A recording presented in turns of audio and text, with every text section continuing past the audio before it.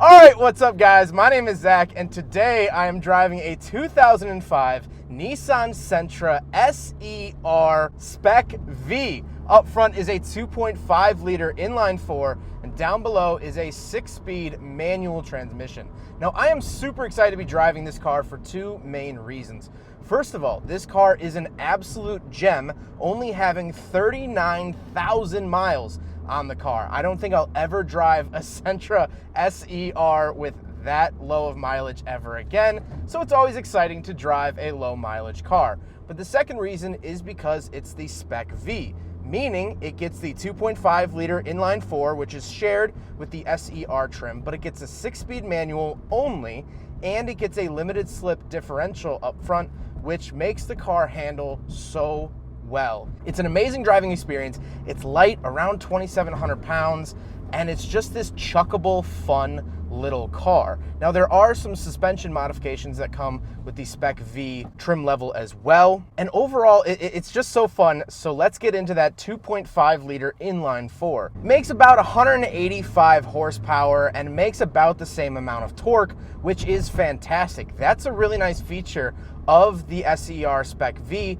because its competitors, the Honda Civic SIs and things like that, have smaller engines, meaning less torque. So you really do feel the torque, but this car does something very interesting up above 5,000 RPM, and I want to see if you guys can hear it.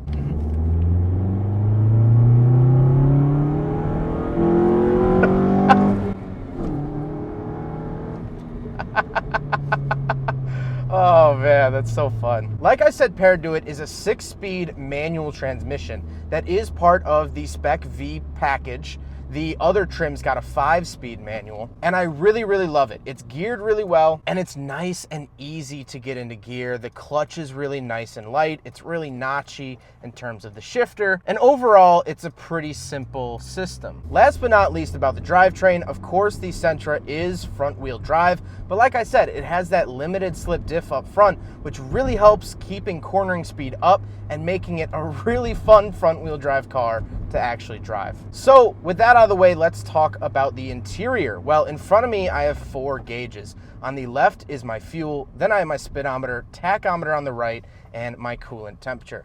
Very basic gauges, and I wish that they said something special in them, like Spec V or even SER. I wish that it got, something to remind me that I'm driving something special. However, the actual driving experience is enough for me. On the steering wheel, I don't really have any buttons besides the cruise control down to the bottom left. Then to the left of me, I just have a dimmer switch, my mirrors, and my trunk release. On the door, we just have our power windows and power locks. Very simple. And moving into the center, we have even more simple Nissan things. I do get a storage compartment up at the top of the dash, which is nice. However, this is just going to get cluttered in about 0.2 seconds. Then I have 2 climate control vents and the radio itself. Something notable about the radio is the fact that it has an aux cord. For 2005, that's pretty big props to have an aux cord. Then I have the climate controls. Very basic. Where to send it, how hot you want it, and fan speed. And that's all you really need in a car like this. I want to say it's driver oriented, that you don't have to focus on your climate controls, but in all seriousness, it's Nissan being cheap. Then I get a little 12-volt outlet and some cup holders, so we will test the big friggin' bottle in these cup holders, and of course they fail, because this is based off an economy car. I'm not expecting it to pass. Then we have the actual shifter itself. Now, something a little disheartening is the fact that this car has around 40,000 miles and the shift knob is already starting to wear a little bit. Was this because it was owned by a Florida man with sweaty hands? Maybe. It's a strong possibility, but that sort of quality is what I expect out of Nissan, and it's a little disheartening to see. However, the actual shift knob itself feels good, it has a good weight to it, and it's very easy to chuck into gear. Then I just have the handbrake to finish out the center console. Now we have to talk about the seats, and the seats are very special because since this car was bought new, it has had these seat covers on it. So the footage you're seeing right now is the first time that these seats have fully seen the light of day since 2005, which is so special. This is exactly how they looked coming out of the showroom floor, which is amazing. It's so cool. And to add on to that, down in the footwell, we're getting away from seats for a second, there is some factory plastic from Nissan down in the footwell that has never been removed. You're supposed to remove that when the car gets delivered to a dealership, but for whatever reason they didn't, and it's still here 16 years later. But speaking of seats, we do have back seats, so let's hop in the back and do a back seat review. All right, so we're in the back of the 2005 Nissan Sentra SER Spec V, and honestly, it's not that bad for an economy car. My seat's up a little bit. This is my driving position, but honestly, for like a regular economy car, this is not bad at all. I don't really get any amenities back here. I don't have a center console. I don't even seem to get cup holders. Oh, I do have cup holders. They slide out here, but they're not gonna hold anything of substance. That's really it for the back seats. However, they are usable, which is huge. You know, if you want to compare this to a more modern example of like a Fiesta ST, those back seats are pretty much unusable, but these, you can actually use these. Better than a Civic Si Coupe for sure. Now, let's go take a quick look at the trunk. All right, so around the back, this is the trunk and something really cool. Tim, do you want to hold these up? Yeah. These are the original floor mats still in the packaging, which is insane. This is the original muffler because there is a Stillen muffler on the car. And this is the original coil pack because it actually failed. The owner kept it for some reason. But anyway, the trunk is actually pretty decent size, especially for a smaller sedan like this. You're gonna be able to fit plenty in there, especially these floor mats. Such a cool piece of Nissan history. So a couple of thank yous to the people who made this video possible. First of all, we have Cash for Cars. Cash for Cars wants to buy your car. Whether it's running, non-running, has a good title, salvage title, whatever it is, you can get a free quote from Cash for Cars and they will pick up your vehicle in less than 24 hours. Our next sponsor is Fixed. Fixed is a Bluetooth OBD2 sensor that plugs directly into your car and pairs to your smartphone. The app allows you to monitor your vehicle's health. It gives you a forecast of issues that might come up and helps you schedule maintenance and find new parts. Our final sponsor is Conplates. Conplates is a suction cup license plate mount for the front of your vehicle if you don't want to drill one into your bumper. All three of our fantastic sponsors can be found in the description below, as well as videos explaining them further if you'd like more information, but let's get on with the review. Now we have to talk about the looks. This is finished in sunburst yellow,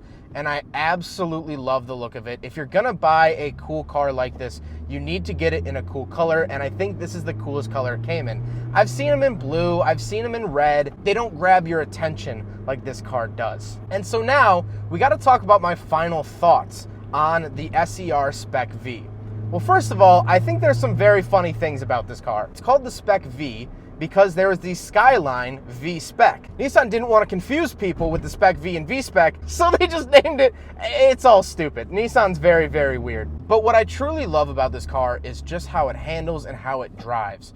I've driven a newer Nissan Sentra Nismo, which is essentially the grandson of this car. It gets a turbo engine, it gets a manual, and it gets some suspension bits. And that car is a really great car, and I praised it for its handling abilities. But it does not even shine a light on this car. This is an amazing little fun, chuckable car. Are you going to beat a Lamborghini off the line? Probably not. You're not going to throw down any crazy lap times at Gingerman. You're not going to beat anyone at Route 66 Dragway, but you're going to have a lot of fun driving your little yellow car. And that's the best thing about this car. It's just so light and fun. It doesn't take itself too seriously. No car that's yellow takes itself too seriously. Yellow's a not very serious color. There it is. It's so fun. It's so fun to rev out. That's the biggest thing, is that when I'm just stuck in traffic today, it's like 5 o'clock, which is rush hour, and I'm still having fun. I'm not getting it up to 100 miles an hour. I'm maybe getting it up to 45, and I'm having a blast in this little car, and that's the best part about it. The other final talking point I wanted to mention was the fact that these haven't shot up in value yet. Watch the markets. These early 2000s little sport coupes and sedans, like the Civic SIs, like this car, like Cobalt SSs, I think they're really gonna start going up in value as kids that age, or kids who grew up with these. Now we're starting to get money. I grew up seeing these cars, and now I have the money to afford one. So I'm gonna buy one. I think this could really be the next big collector car, and I'm excited to see that because it really is worth collecting. All the stuff that's coming out today, modern cars, I'm not really sure what's gonna be collectible. I feel like it's a lot of the same stuff, but this is so different, so fun, so unique. And it's just, it puts a smile on your face, man. A little downshift here.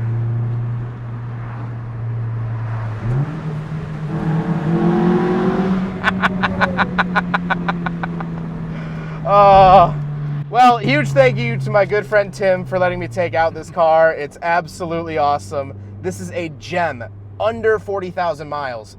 I mean, you just can't go wrong. But I hope you guys enjoyed the video. Don't forget to rate the video, comment on the video, and subscribe if you really liked it. Take care, guys.